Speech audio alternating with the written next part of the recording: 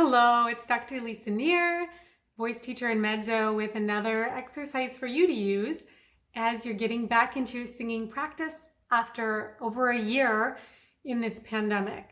So today I want to introduce you to my favorite simple warm-up to do. Usually the first thing that I do when I'm actually moving from some noise making and humming into pitched notes and singing. And it's a 5-note descending scale, starting in the medium low voice and working our way down, and then maybe going up a little bit and coming back to the middle, working really the comfortable middle and medium low range. And I love to map this out first on a hum. We'll go back to the hum that I introduced a couple days ago. This is a hum where your lips are gently touching, your teeth are just ever so slightly apart so that your jaw is nice and loose.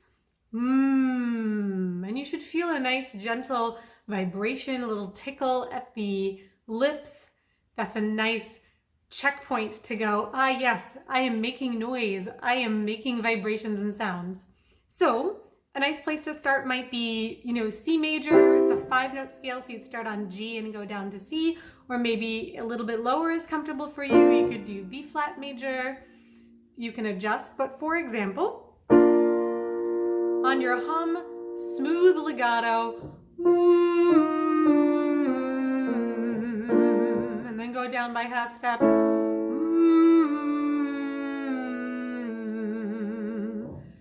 Always with our warm-ups, we want to have in mind some technique goals in mind. What am I aiming for? We don't want to just check out and check our phone as we hum and sing. We won't teach our body very much, especially when we're trying to retool. So some good things to think about are, is my airflow smooth? Is my sound legato? Do I feel a clunk, clunk, clunk happening in the back of my throat where I'm getting a lot of feedback on every single note change?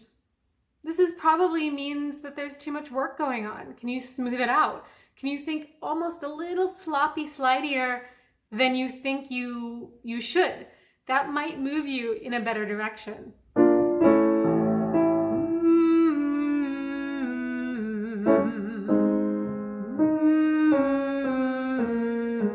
Etc. Go down by half steps, come back to that middle point, and then I like to fill it in with moving from the M into a vowel. So you could do moo or mo, ma, may, whatever your favorite vowels are. I love to start with some of the simple Italian vowels if those are the ones you've trained on, or whatever works for you. And again, as we move into vowels, thinking, how is my airflow? How is my legato? Do I hear a bunch of H's? Ooh. Okay, can I smooth it out? We don't really want there to be accidental H's if I'm just trying to sing a vowel sound.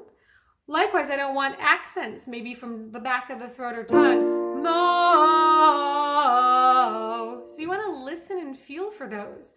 Turn on your brain like a scientist to observe what you hear, what do you feel, and what was the goal? Oh, my goal was a smooth legato sound. So if you hear or feel something that's not that, can you ask your body to find a little bit more of that? Even 10% more smooth, even 15% easier is a win that you can work with. You can also do this with semi-occluded sounds like we talked about yesterday. So those would be your lip trill or your tongue trill. Or I'm sorry, your tongue trill or your lip trill.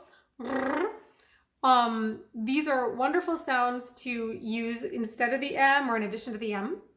And after you go down, you could also practice going up by half steps a little bit into the medium high voice.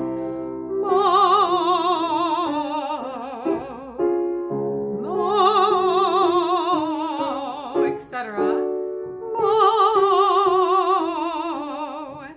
And then come back down to a nice medium place. If you're getting back into singing and it's been a little bit of time, don't be surprised that the range may be reduced at first, and don't be scared of that.